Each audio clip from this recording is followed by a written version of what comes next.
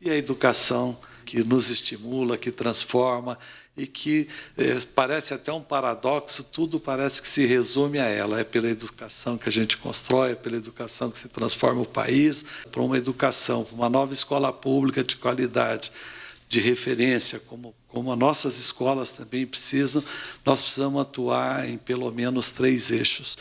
O eixo, um dos primeiros eixos que a gente fala é a questão do professor. E quando eu falo isso, há várias categorias dentro disso. Não se trata apenas de falar de um modo genérico da valorização do professor, mas dentro disso está uma importância fundamental, que é o reconhecimento que esse profissional precisa ter e que nos últimos anos se perdeu muito, ao lado da recompensa. A recompensa é muito importante, a recompensa a gente fala de dinheiro, de monetário, de poder econômico, mas o reconhecimento também hoje, nos dias de hoje, tem sido muito importante. E eu percebo que no dia a dia se fala muito e pouco se faz, e quando se faz é um pouco ao contrário disso. Recentemente, assistindo a uma entrevista de um jogador de futebol, no final de um jogo, eu vi o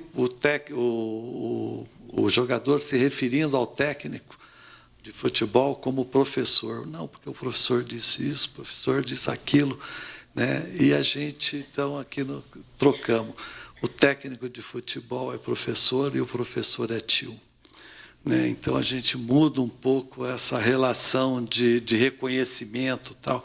Mais recentemente, agora em 2011, acompanhando os 100 anos de aniversário de morte de José Lins do Rego, a Academia Brasileira de Letras fez uma homenagem a esses 100 anos, outorgando uma medalha, a medalha Machado de Assis, a duas excepcionais pessoas, mas que nada tem a ver com a educação, ao técnico de futebol Luxemburgo e ao jogador de futebol, se não me engano, Ronaldinho Gaúcho, e que ele nem sabia se o Machado de Assis era atacante ou goleiro.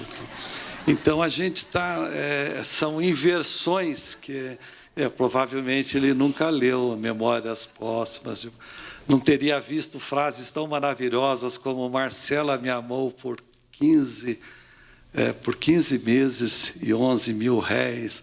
Não, são coisas maravilhosas da nossa língua portuguesa, mas que vai agora adornar o peito de um grande jogador de futebol, não tenha dúvida. Mas dá a bola de ouro para ele, pronto, Não, e vamos buscar um professor nisso. Eu acho que esse reconhecimento é muito importante. Então, essa questão da educação, de uma escola de excelência, passa, eu vou chegar até vocês, mas passa pela recompensa e pelo reconhecimento da carreira do magistério.